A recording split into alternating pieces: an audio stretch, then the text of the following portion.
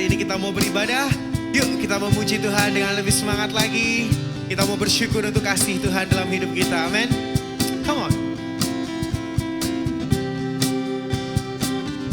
Oh Tuhanku, bila ku terpesona merenungkan ciptaanmu semua, ku saksikan bintang guru angkasa, tanda kebesaranmu di dunia. Pujikan. Kami memuji kebesaranmu, ajaib Tuhan, ajaib Tuhan. Kami memuji kebesaranmu, ajaib Tuhan, ajaib Tuhan. Biarlah pujian ini menjadi ucapan syukur kita. Hey.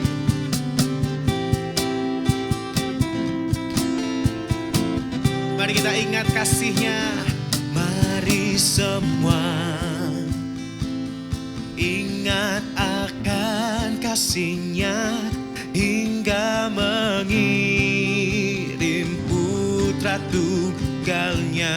Yesus telah mati, Yesus mati,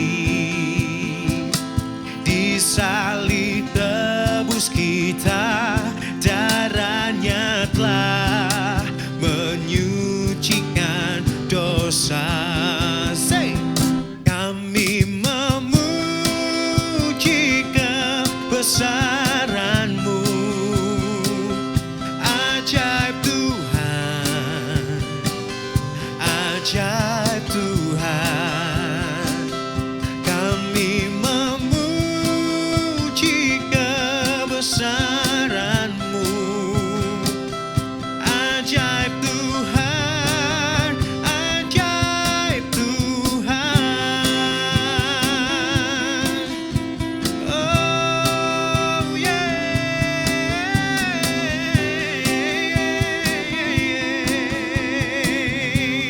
Come on. Kami memuji kebesaranmu, ajaib Tuhan. Kau ajaib, ajaib Tuhan. Kami memuji kebesaranmu, ajaib Tuhan, ajaib Tuhan, ajaib Tuhan, ajaib Tuhan.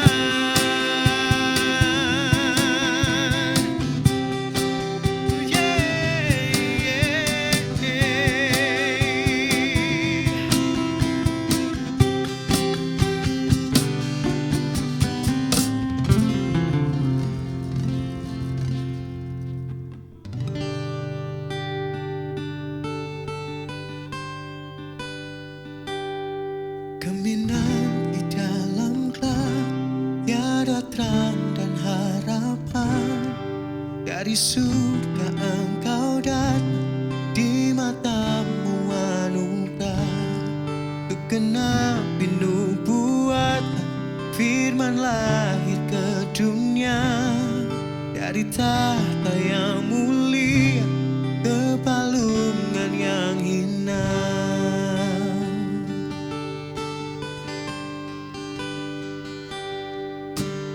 Puji Dia Bapa, Putra, dan Roh Kudus, Tritunggal. Allah mulia berkuasa. Puji Dia Raja segala raja. Mari kita pujikan bersama-sama.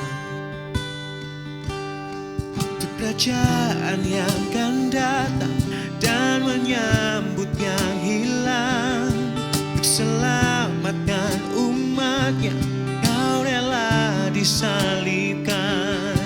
Meski dalam deritamu, kau lihat kemenangan. Agar kita diselamatkan, Yesus jadi korbankan. Sama-sama angkat suaramu, puji Dia.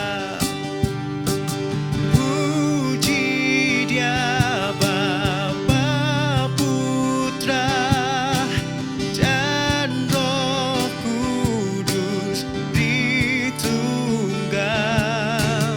Allah mulia berkuasa. Puji Dia Raja. Sekali lagi pujikan, puji Dia. Puji Dia, Bapa, Putra, dan Roh Kudus, Tritunggal. Allah mulia berkuasa. Puji Dia Raja segala raja.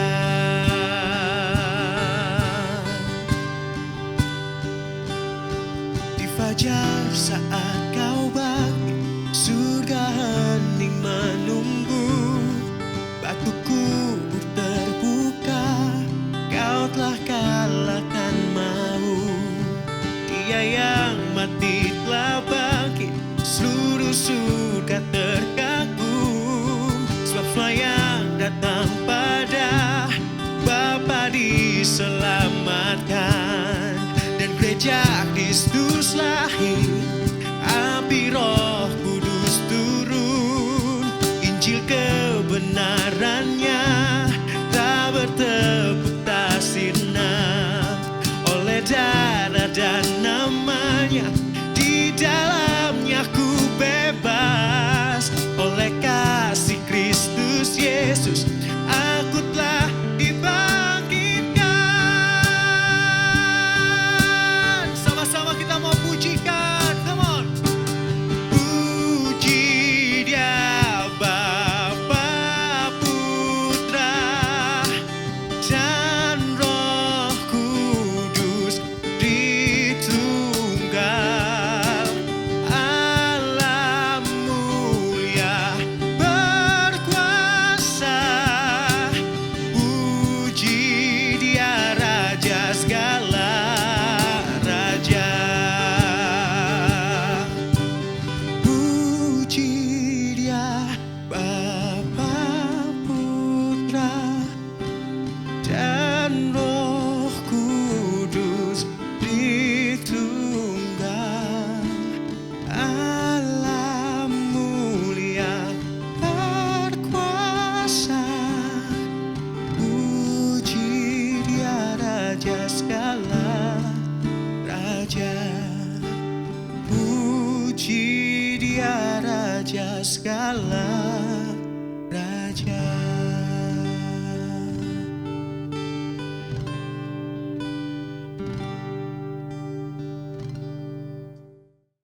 Hai teman-teman semua, happy Sunday. Kiranya damai sejahtera Allah Bapa yang melampaui segala akal selalu menguasai kita semua. Amin. Gak peduli saat ini kamu mungkin lagi susah atau kamu lagi senang, tapi aku berdoa supaya kita semua selalu bersuka cita karena Tuhan begitu baik dalam kehidupan kita. Amin teman-teman. Aku juga mengucap syukur karena masih dapat menyampaikan kebenaran firman Tuhan buat kalian semua, karena ini adalah sebuah kesempatan yang indah. Oke teman-teman, sebelum kita masuk dalam firman Tuhan, sebelum kita mendengarkan firman Tuhan, mari kita tenangkan hati kita dan kita berdoa. Bapa di surga, kami mengucap syukur buat anugerah-Mu dalam hidup kami Tuhan. Kami boleh kembali beribadah secara online. Kami percaya Tuhan, Roh Kudus-Mu menyertai kami Tuhan. Roh Kudus-Mu membantu kami untuk menangkap firman.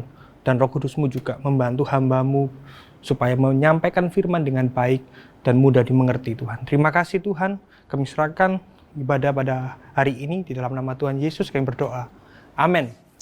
Tema hari ini adalah A Shepherd Slays a Giant, atau seorang gembala mengalahkan raksasa, atau bahasa yang lebih tepat adalah membunuh raksasa. Pada sesi sebelumnya kita melihat bagaimana raja pertama Israel, yaitu Saul, dia gagal memenuhi standar Allah dan gagal memenuhi harapan umat Tuhan pada masa itu. Saul adalah raja yang diurapi Allah, yang memerintah atas Israel. Tuhan memberi Saul sebuah misi untuk sepenuhnya menghancurkan dan menghabisi orang Amalek dan juga seluruh ternak mereka. Tapi Saul malah memenjarakan raja dan menyimpan ternak itu untuk dirinya sendiri. Dia gagal menaati perintah Allah, teman-teman. Nah, Tuhan akhirnya mengirimkan Samuel untuk menemukan raja Israel yang baru untuk menggantikan Saul. Tapi sebelum kita masuk dalam kisah ini lebih dalam, sebelumnya aku pengen tanya ke kalian semua. Perhatiin ya teman-teman ya. Pernah nggak sih kalian dipandang sebelah mata, atau bahasa gampangnya itu adalah diremehkan oleh seseorang? Aku yakin kita semua 100% semua pernah merasa diremehkan atau dipandang rendah. Dan itu adalah hal yang menyakitkan perasaan kita bahkan. Bener ya teman-teman ya? Itu adalah hal yang gak enak banget. Apalagi kita dipandang gak bisa apa-apa, gak berpengalaman, masih muda, dan lain sebagainya. Dan tiba-tiba aku ingat ada sebuah film garapan Marvel. Kalian semua pasti tahu tentang superhero Spider-Man. Lebih tepatnya judul film ini adalah Spider-Man Homecoming. Dalam kisah ini juga menampilkan sosok superhero yang lain, yaitu Iron Man. Dan sosok dalam jubah besi Iron Man itu kita kenal dengan nama Tony Stark ya, betul ya. Dalam cerita ini, Tony Stark adalah orang yang sangat amat kaya raya. Dan singkatnya dia juga memberikan sebuah kostum super kepada Peter Parker. Kostum itu berdesain laba-laba ya teman-teman. Tentunya bukan semut, itu nanti Ant-Man, beda cerita. Dalam cerita ini Peter Parker memang masih muda dan cukup labil. Di satu sisi, Peter Parker ingin memberantas kejahatan, tapi Om Tony Stark ini alias Iron Man tidak memperbolehkan anak muda ini alias Spider-Man untuk terlalu beraksi karena dirasa belum cukup mampu. Tapi di sini kalau aku boleh lihat dalam satu sisi, Iron Man juga gak adil. Dia tidak membimbing Spider-Man dengan baik. Malahan dia hanya cenderung dan memarahi dan meremehkan Spider-Man dalam memberantas kejahatan. Mestinya bukan hanya memarahi dan meremehkan, tapi harusnya dia juga harus membimbing Spider-Man untuk menjadi superhero yang lebih baik. Intinya dalam situasi dan kondisi apapun yang namanya diremehkan dan dipandang sebelah mata, itu adalah hal yang tidak enak teman-teman, betul ya? Nah, hal ini juga terjadi pada salah satu tokoh Alkitab yang cukup terkenal dan kalian pasti semua tahu tentang siapa dia. Dia adalah seorang penggembala dan Alkitab mencatat pada masa itu pipinya kemerah-merahan. Siapakah dia? Ya, betul sekali, dia adalah Daud. Kita baca sama-sama ya dari 1 Samuel 16 ayat 7. Tetapi berfirmanlah Tuhan kepada Samuel, janganlah pandang parasnya atau perawakannya yang tinggi, sebab aku telah menolaknya. Bukan yang dilihat manusia, yang dilihat Allah. Manusia melihat apa yang di depan mata, tetapi Tuhan melihat hati. Awal cerita tentang Daud diawali dengan Tuhan mengirim Samuel, dan dia punya misi untuk menemukan raja Israel berikutnya untuk menggantikan Saul. Dalam 1 Samuel 16, 1-13, di sini kalian akan melihat cerita ini dengan jelas. Aku minta kalian juga baca di rumah kalian masing-masing ya. Dalam kisah itu kita akan melihat seorang bernama Isai. Isai adalah ayah Daud. Jadi Daud memiliki beberapa saudara. Dan Eliab adalah putra Isai yang tertua. Jadi dia maju dulu menghadap Samuel. Ketika Nabi Samuel memandang Eliab, dia mengira dia telah menemukan raja yang akan menggantikan Saul. Tetapi Tuhan tidak terkesan, Tuhan tidak tertarik. Bagi Tuhan, penampilan tinggi dan perawakan bagus tidak masuk dalam kualitas Tuhan yang Tuhan inginkan. Tapi mungkin Samuel atau kita, kriteria semacam itu tuh sudah oke. Menariknya teman-teman, kalau kalian baca kisah ini di rumah lebih dalam, di sana kalian akan melihat bahwa dari 7 putra Isai, semuanya ditolak Tuhan melalui perantara Samuel. Alkitab tidak spesifik memberikan alasan yang jelas mengapa mereka tidak masuk kriteria. Padahal kalau dilihat secara fisik sekali lagi, mereka semua harusnya masuk syarat dan kriteria manusia. Tapi yang jelas di sini Tuhan melihat dan menimbang hati seseorang. Kalau kita sadar, budaya dunia itu selalu melihat dan menilai sesuatu dari sebuah penampilan. Betul ya teman-teman ya?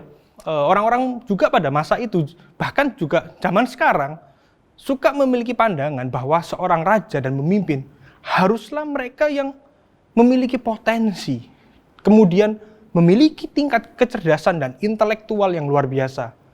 Bahkan tidak jarang orang juga menilai dari postur tubuh yang atletis atau proporsional.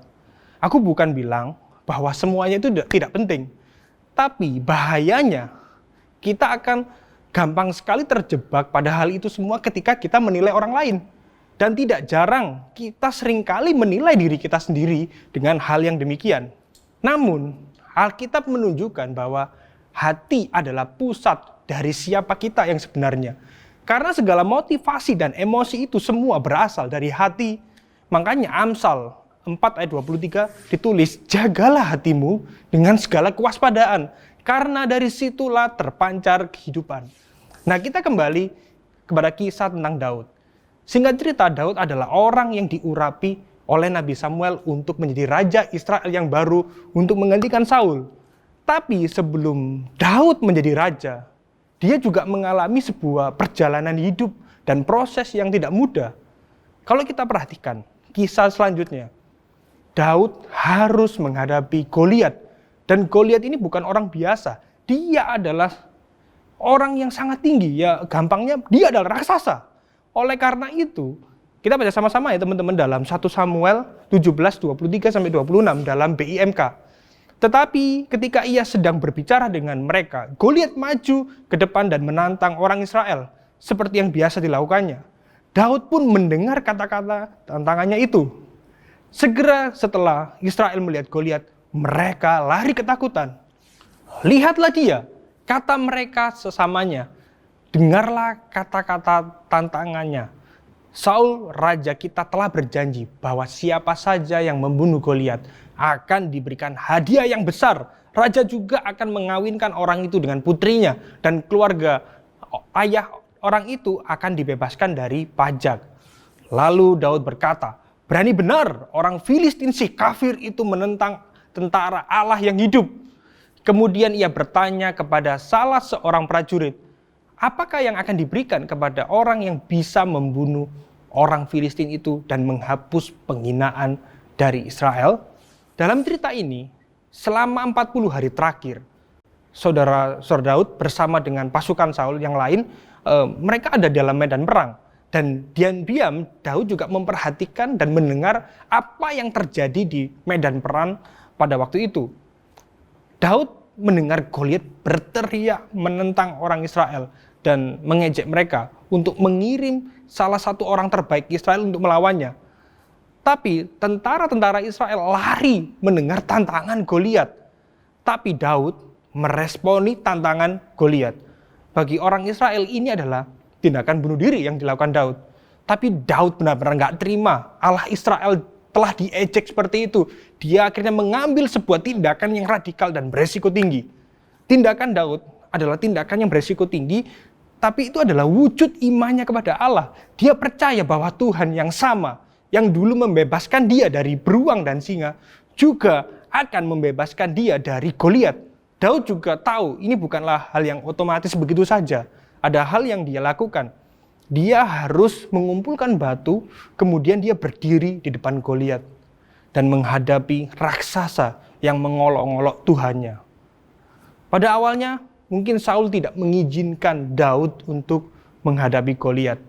Karena mungkin dengan alasan yang baik buat Daud, untuk alasan keamanan, karena gak mungkin gitu loh. Tapi ini adalah salah satu pertempuran yang paling singkat dan paling epik kalau kita lihat di dalam kitab suci, teman-teman. Melalui kisah ini juga ada bahayanya. Bahayanya orang-orang saat ini suka menggunakan kisah ini sebagai contoh atau analogi untuk mengatasi masalah yang dihadapi saat ini. Yang selalu diomongkan mungkin adalah tidak peduli kemungkinannya, pasti kamu bisa. Kalau kamu berpikir bisa, kamu pasti bisa melakukannya. Percaya saja pada dirimu sendiri, walaupun tantangannya besar di depan mata, pasti kamu akan bisa mengatasinya. Nah, ini juga bahaya.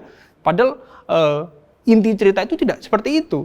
Dan ini meleset dari cerita ini, teman-teman. Cerita ini telah meleset. Tuhan tidak ingin kita itu mendengar cerita ini dengan iman berdasarkan kemampuan diri sendiri. Karena iman kita sebagai orang percaya bukan confidence, tapi Christfidence. Kepercayaan diri yang tepat itu bukan berdasarkan kekuatan atau kemampuan kita, tapi berdasarkan kekuatan yang dianugerahkan melalui Roh Kudus yang ada di dalam kita. Amin, teman-teman. Mungkin kita semua sudah tahu akhir cerita Daud melawan Goliat.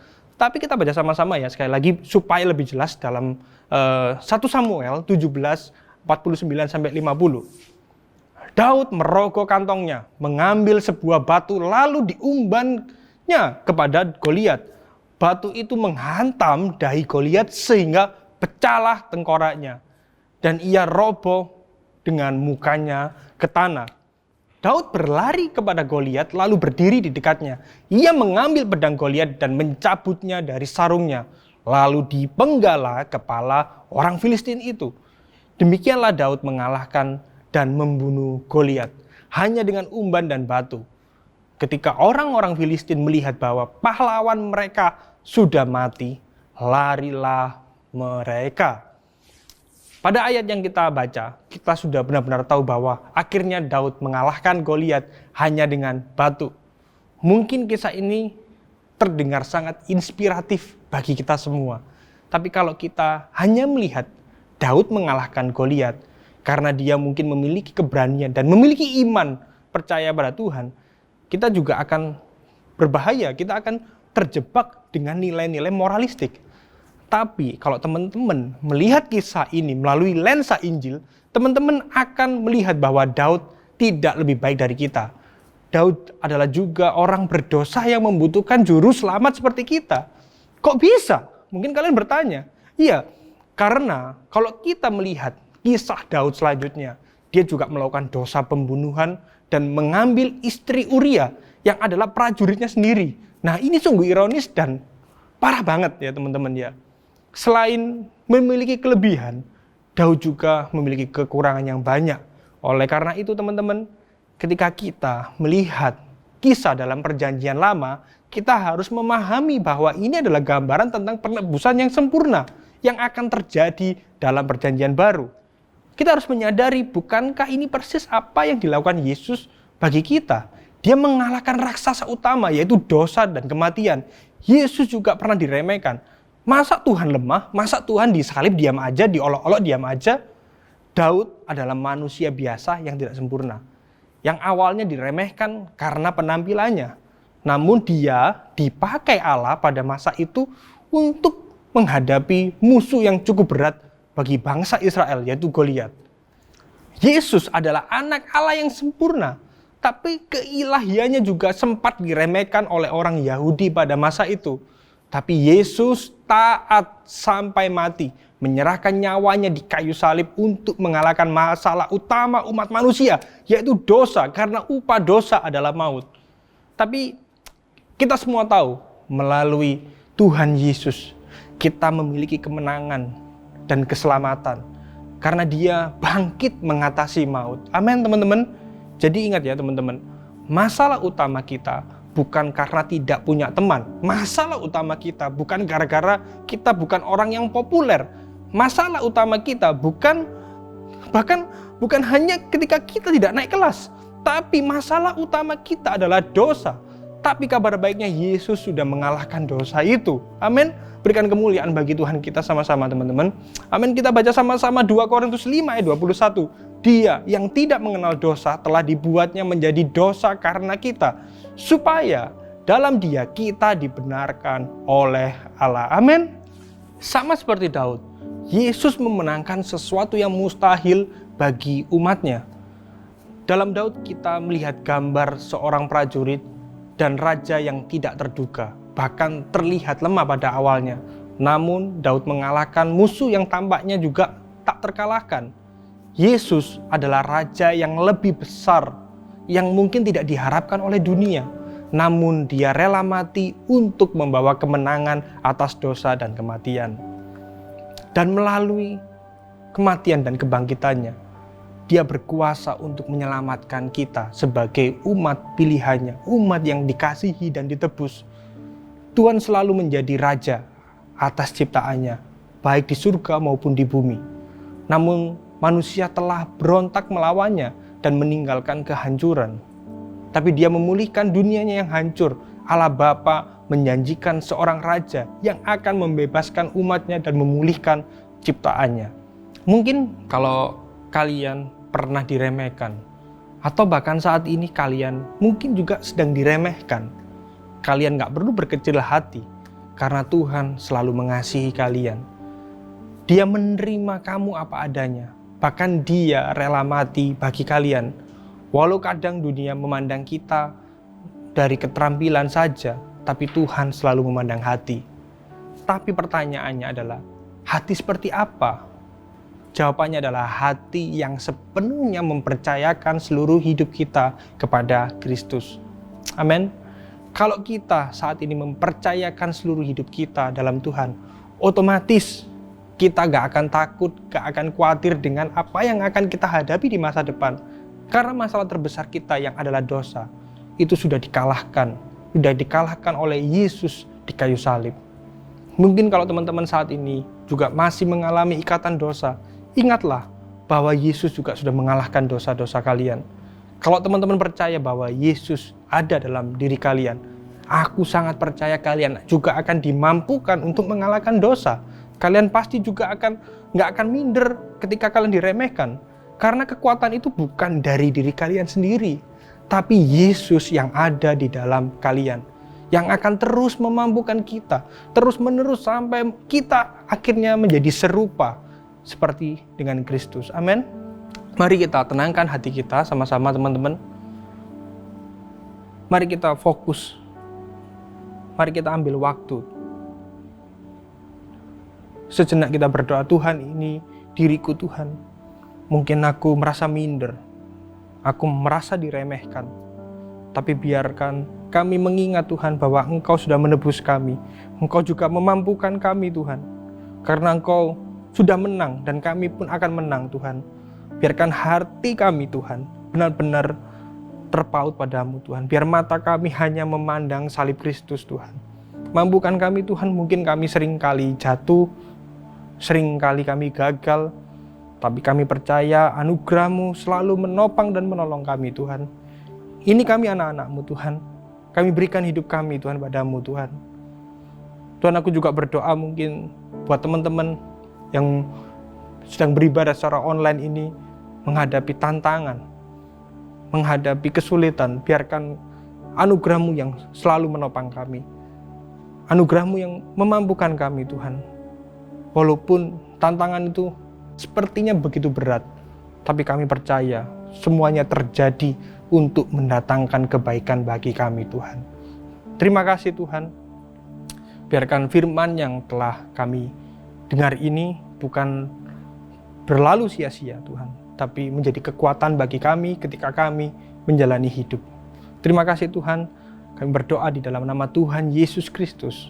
Amin. Thank you teman-teman, kalian udah melihat tayangan ini dari awal sampai akhir. Kiranya ini menjadi berkat bagi kita semua. Amin. Kalau teman-teman ada tantangan atau pergumulan, kalian bisa scan QR code di layar ini. Dan aku juga terus mendorong kalian untuk terus membaca daily devotional yang sudah dibagikan oleh kakak-kakak pembina kalian. Kalau kalian belum mendapatkan daily devotional, kalian bisa DM di Instagram Gibeon Youth, atau kalian bisa chatting di nomor gereja yang tertera. Dan juga aku juga mendorong kalian untuk aktif dalam care group, karena di sana iman kita terus dibangun dalam pengenalan akan Kristus. Amin. Sampai jumpa minggu depan. Tuhan Yesus memberkati.